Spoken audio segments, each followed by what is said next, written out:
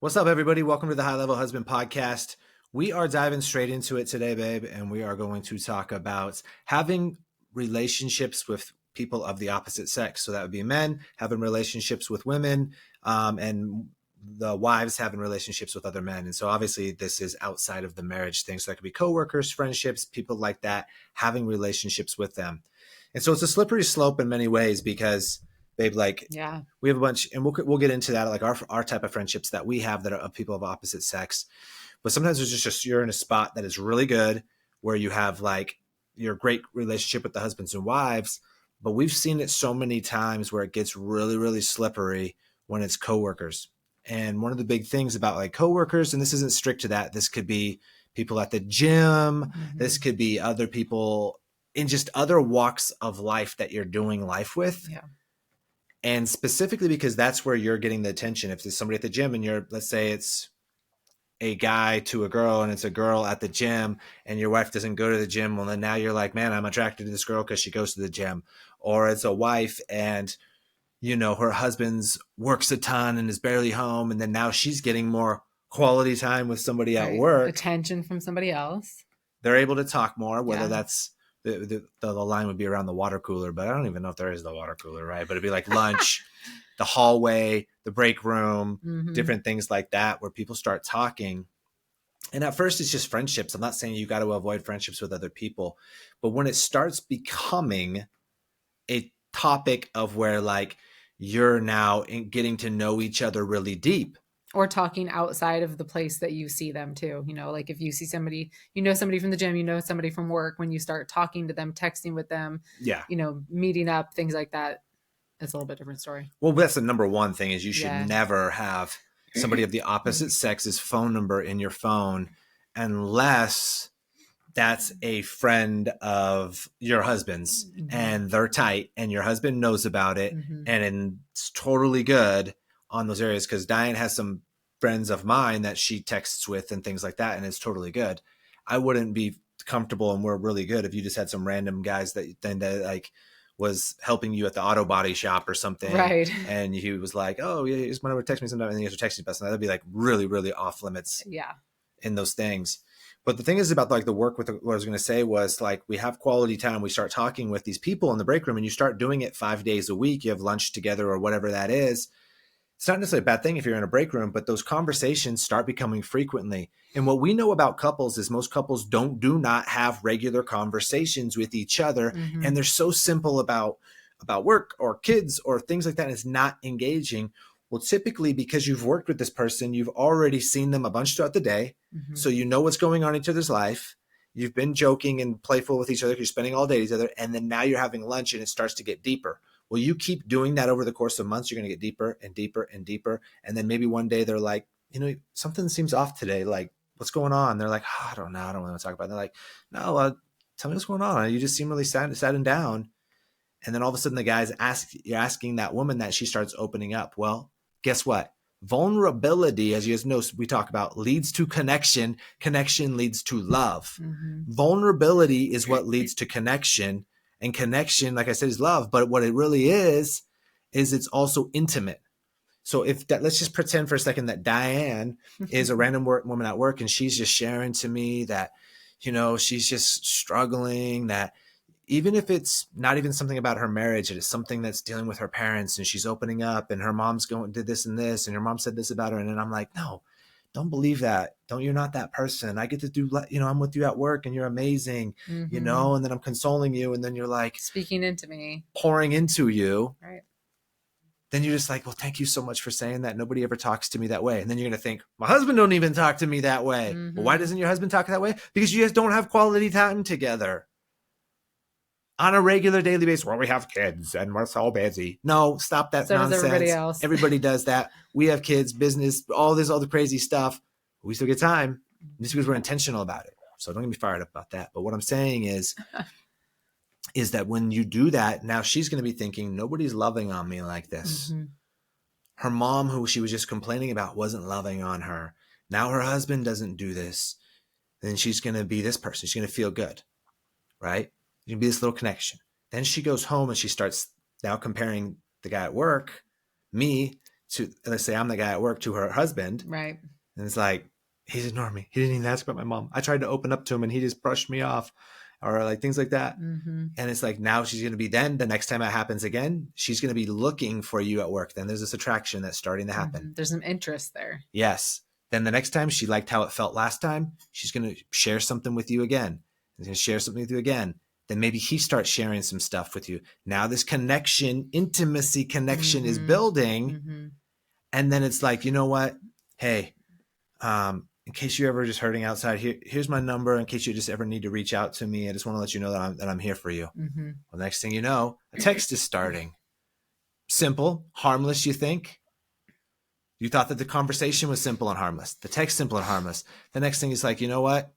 I'm just down at the local pub right now having a beer. You know, you should, if you're in the next person, she's like, oh, I'm actually in the neighborhood. I might stop down and just talk to you for a little bit. Mm-hmm. Next thing you know, you're down there having a drink or two with them. Next thing you know, the hand's on the leg. Next thing you guys know, you are getting it on. And that's how it goes every single time. Yep. And it's maybe you can remove the drinks or the bar or something. Maybe it's just getting coffee. Yeah. It happens all the time. You cannot open that Pandora's box. So I wanted to set the stage with that and just come in here, give you guys some very simple bullet points of rules on all of this. But before I get to that, I want to say how we do things to kind of show that it's possibility, because God's really blessed us in a lot of ways of having this marriage, but we've had to go through hell in those other areas. And there's been some weird things over the years, especially on Diane. She was terrible. Stop it. No. But we were just talking about this before we did this podcast. We just had a Zoom call with a female who's in our life, who texts me plenty. I text with her more than I text with her husband. Mm-hmm. But there's no weirdness there because A, Diane knows her and her husband very good. Mm-hmm. Diane's involved in this with her. We're both friends with both of them. And because of that, we also know that she's full kingdom. I'm full kingdom. Mm-hmm. She leads herself well. She does all of this stuff. So then it takes all the other stuff down. Well, this person, if this is like, oh, they drink, they also kind of cuss. Oh, they go to church, but not really about that life. You know, it's like now you're watering down their morals and characters. But because we know where she's at and they know where we're at, it allows a little more security in that. And the conversation is mostly work related anyways.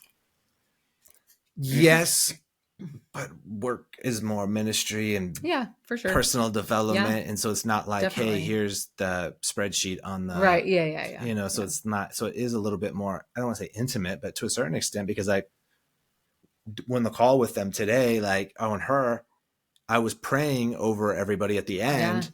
And I was speaking life into her, that the first time I met her, she really stood out to me in this way. Now, Diane's hearing me say this. Right. I'm sitting right next to him.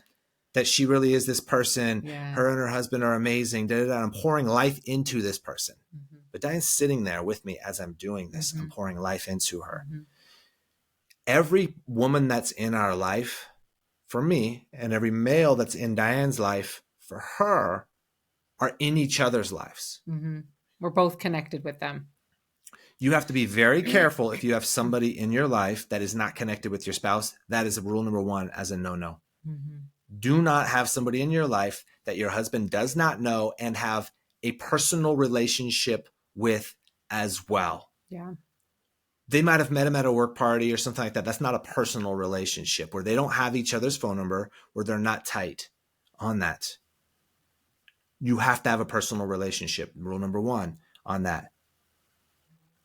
Rule number two, if you're at work, don't open up about personal stuff to the opposite coworker if there's not a group of people around and it's a group discussion, not as a one-on-one thing. That is a boundary. You have to keep that and respect that, because that's protecting you and that's protecting them.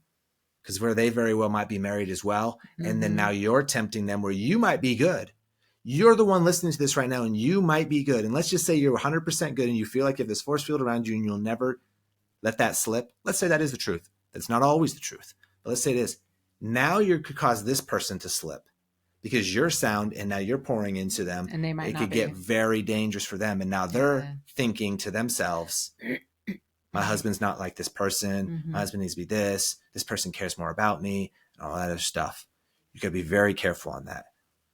We hang out with we just had a couples Bible study recently, and they were saying we're going to lay hands and we're going to pray on somebody. And the guy leading it said, men with men, women with women. Mm-hmm. So when we're going to pray over them, the men laid hands on the man, and the women did it for the women. Right. It's just little boundaries like that where you don't go and do it, where you just open the door a little bit, and you might think to yourself, that's a little far. Come on now. It's not that big of a deal. It starts opening up in just a little door, Mm-hmm. little door, Yeah. little door. Even it could open it up just for a tiny little thought that goes to your head. Exactly.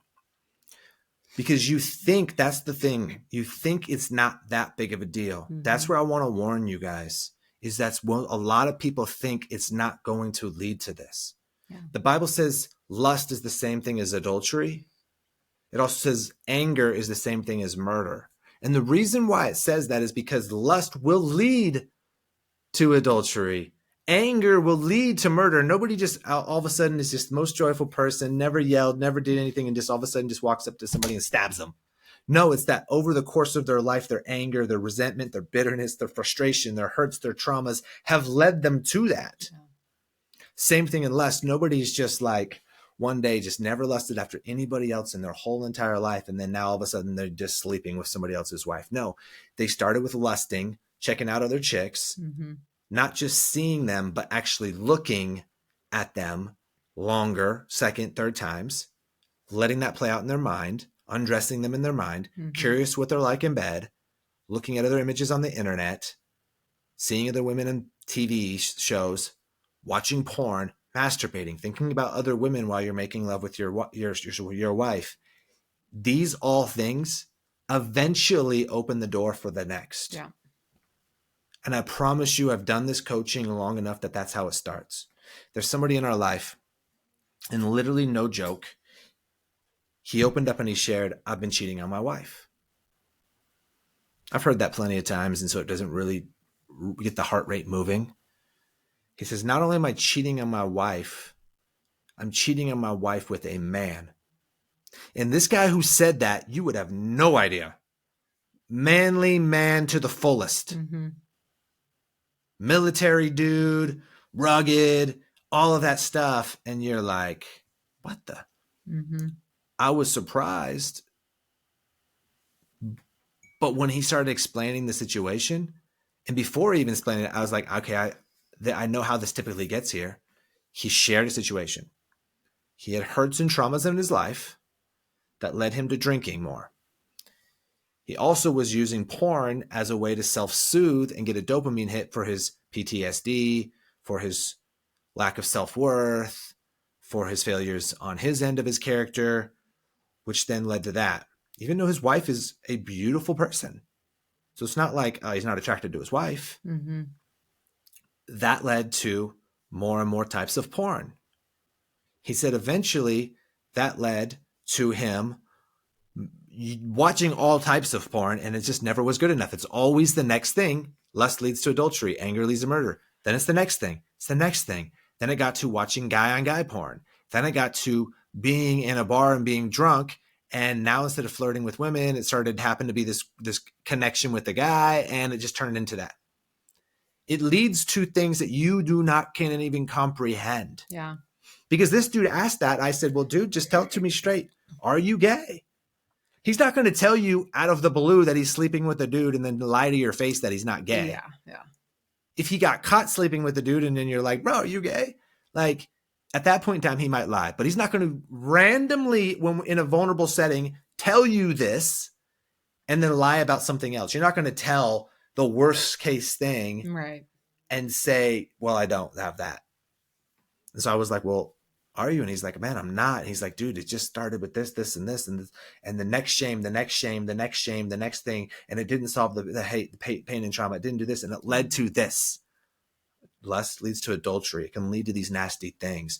Nobody just robbed a bank on day one. They started off by stealing a piece of bubble gum or something like that. And then they stole this and they did this. And it leads to these crimes. Mm-hmm. It's the same thing in these relationships with other people, at work or at church. And you're doing volunteer teams. It can happen anywhere, even church. It can happen anywhere. Yeah. You got to guard yourself. And it's hard because I'm going to be vulnerable here, right? And this, I think this is with anybody. Me and Diane have talked about this a lot. You notice beautiful other women. I'm still notice beautiful other women. You probably I notice notice both.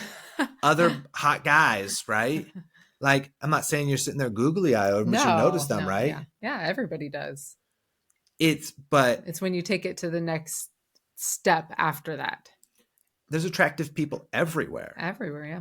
So our natural, especially society, especially the way we typically raised in this secular society, it's like that's what we're typically thinking, especially when we're younger. It's like we're analyzing, oh, this person's beautiful. I like their personality.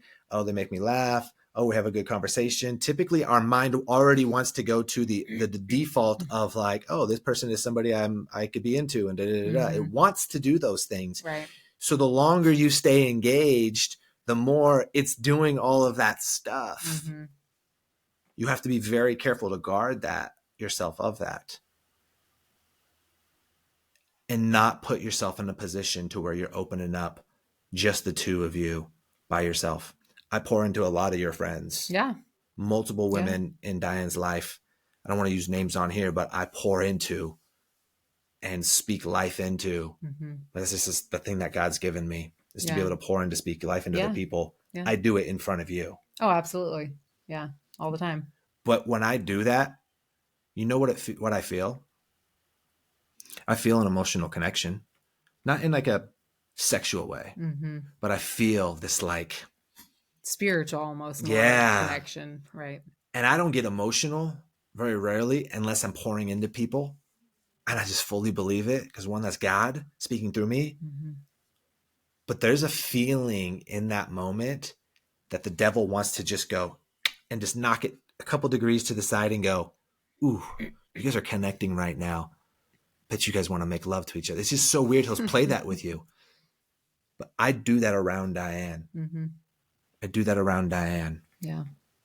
I don't ever say to her friends, hey, me and you need to go on a walk. Yeah. We need to meet up for coffee. We need to, go do something alone like that. Never. We have a lot of friends too, who they don't allow each other to be in, they just have an agreement that they're not going to be in text with just the opposite sex. Like they have a group text together, which we have several friends that we do that with, where we're all four in a group text together, or we're in a group text with one of them, or things like that too, to where then it's just open conversation. Everybody can see and hear what it is. And here's the reason. Yeah, we do. We have friends like that. And and believe me, there's nothing between any of those. No. But it's a good protocol to have. Yeah, just a good rule. Because of that. One, if you're in a group of other people and they know me, let's say I'm in a coaching session and I'm leading a mastermind and it's more intimate, maybe there's 10 people there and they've never been in person with me before. This is the first time maybe they're in person with me. And then maybe we're sitting around beforehand and they see my phone go off and it says, Samantha. And then they think to themselves, well, I know Tommy's wife's name is Diane and I know he doesn't have a sister. And their thought process could be like, Samantha, this is weird. Samantha? And then it's like, that's weird. It would just start for these other things for other people to think, well, what's going on? And you guys think that we're being too sensitive. Well, come on, man, you gotta live life. Like it's not that big of a deal. You think that, and then all of a sudden your wife's leg's on somebody else's shoulders. And I know that's bold, but it's just the truth. A lot of people said, come on, man. And next thing you know, it's Pound Town season for somebody else. And I got to get bold on here and do that because I want it to be a real thing. Yeah. It's the truth. Paint the truth. It's the truth. It happens. I told you guys, I've said this story on here multiple times about years ago. And I was going to the gym. Diane at the time was not going to the gym. She had a snacking problem. Granted, she wasn't overweight or anything like that, maybe 10 pounds. And still were making love pretty regularly. It was very mediocre and lackluster. Yeah. Our conversations were very mediocre and lackluster. Everything about our marriage was mediocre and lackluster. And I started being attracted to other women at the gym. I was going through a season in my life where I wasn't being obedient to God. And because of that, finding some self-worth issues, some depression, some anxiety. And now I'm being tempted by other women at the gym because I'm attracted to their dedication Mm-hmm. of them. Even though they weren't as good looking as my wife, I was attracted to their dedication. And it started this process in my mind. And it devil tried to justify it. Come on, man. Like, dude, you don't masturbate, bro. You're not cheating on your wife. Like, is it that big of a deal to check out this chick in yoga pants? Like, is it that big of a deal? Come Yes, on. yes, it is. It is, but at the time it was this wrestle, and I Yeah. knew, and I would justify it. And then I was like, dude, I've been so wound so tight and had these tight rules my whole life. I'm not going to do it. I'm not living by those rules anymore. And I would look. Well, guess what? It started making me resent my wife. It started making me resent her because we didn't have quality time at that time. I didn't share that stuff with her. Yeah. There was just resentment. She didn't even know there was resentment. She didn't even know this story until years later. Yeah. Because of that, that's how it starts. Well, what if one of those girls had actually came up to me and started like talking, Mm-hmm. showing me interest, laughing and Flirting joking, with you, putting their hand on your arm right? or something. Sent me a DM and was like, "Hey, so great talking with you today," and like, da, Yeah. da, da, and like, That's a big one too, because a lot of times it's not even text. Like they find each other on social media and then they think, oh, it's just a DM. Well, that's the same thing as a text, but that's how simple it starts, is just by like finding somebody on social media and DMing them, and still you private conversation. DMing or frequently commenting on a female's page. Yeah. Yeah. That is very dangerous. Yeah. Because we had a friend in our life recently who was starting to be like, ooh, what's going on with my husband? I'm seeing him comment on another female's page and I don't like this. Mm-hmm. And she's like, I've never struggled with insecurities in my marriage. And he's commenting on her page.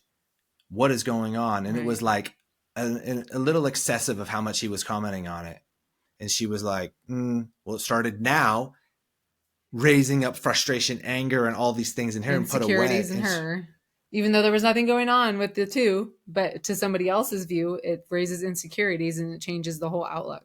And because that person is a public figure, what do you think that looks like when when he is commenting on somebody else's picture and she's got a low cut shirt on? And he wasn't even saying, hey, nice rack. He was saying, great pick, or I love your motivation, something like that. Yeah. And it's constant. You're going to be like, why is Tommy always commenting on this person's thing when in this picture she's got a low cut skirt on and Tommy's on her page? And it's not good. Yeah. It's not good. And while it could be completely 100% harmless, it might not be harmless to your spouse. Exactly. So with that being said, don't do those things. Have talks. Let your spouse be your person that you're communicating with. Yeah. If you feel any of those things that are popping up for somebody else, cut them off immediately. Mm-hmm. Do not give in and just say it'll be okay. Right. Do not be tempted. Do not be tempted in those things. You have to cut it off ASAP. You must. Now, if your spouse is the one who's you feel like has some conversations with some women that you don't know, have a conversation about this, but don't be like, you effing are talking with some other hoe bag and blah, blah, blah, blah. You come at them like that, you're not solving the problem. Right. They're going to want to text those people and have those conversations then talking about how bad you are. Exactly. What I would say is this. You talk to them and you say, babe, I'm going to be real with you. And this is, be honest, and I know this is maybe me having some insecurities in my life, but I feel that, you have these conversations with so-and-so, and I know there's probably nothing going on, but it's really starting to raise up some insecurities in me. And here's why. Maybe mention some past things that don't even involve him, or maybe did. Why it bothers you. And it just bothers me. And I just got to say, it just makes me feel uncomfortable. I do trust you and I do love you, but I just want to let you know the devil is messing with my mind on this stuff. And I would just like it if we could have like maybe some boundaries to where you're not having that text with them anymore. Right. We're not having these private conversations. You could put it in a group text with our husband as well. And I know that sounds weird, or just cut it off and I just can't have this in my life. And this is where I'm at. share that vulnerably that way, and you lower the walls. You come in with guns blazing, the walls are going to stay up, and there's zero chance that they do it. Or if they do it, it's resentment the whole time for you, and they're going to feel like they're being told what to do, and nobody wants to be told what to do. Yeah. Nobody. So especially their wife telling them what to do, now it's just going to be boom, boom, boom, war zone. But you come in that way, and you say, that would mean the world to me if you actually did. Now, make sure you're loving on them as well. And if they ask you to do some things, you do the things that they're asking as well on that. But you have to just come in real. If you come in and say, you are doing this, you need to stop, it doesn't work. Mm-mm. And if a husband, that's to a wife, and you're saying, you need to do this, you need to stop. The Bible says you need to be submissive, and I'm the leader of this house, and you'll do this. That right there is a dictator sentence.